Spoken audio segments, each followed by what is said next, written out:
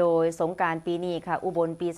2569 ท่านผู้ว่าผ้าขาววัดสืบสารประเพณีไทยเสริมสิริมงคลรับปีใหม่ไทยค่ะพาคุณผู้ชมไปที่วัดศรีอุบลรัตนารามจังหวัดอุบลราชธานีนายณรงค์เทพเสนาผู้ว่าราชการจังหวัดอุบลราชธานีนำหัวหน้าส่วนราชการหน่วยงานภาครัฐภาคเอกชน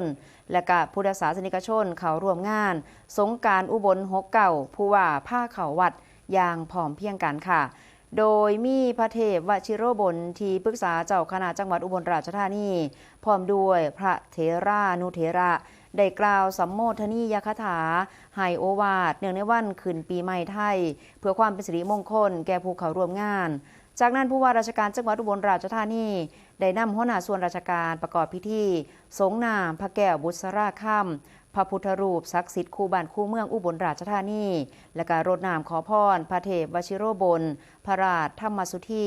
เจ้าคณะจังหวัดอุบลราชธานีพระเถรานุเถระตลอดจนผู้สูงอายุเพื่อแสดงความกตัญญูกตเวทีและการสืบสานขนบธรรมเนียมประเพณีอันดีงามของไทยโดยการจัดงานผู้ว่าผ้าขาววัดเป็นส่วนหนึ่งของกิจกรรมส่งเสริมพระพุทธศาสนา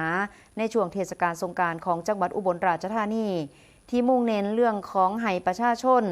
ได้เข้าวัดทำบุญเสริมสร้างคุณธรรมจริยธรรมและความเป็นสิริมงคลแก่ชีวิตอีกทั้งเป็นการอนุรักษ์และสืบสานวัฒนธรรมประเพณีของไทยนั่นเองค่ะ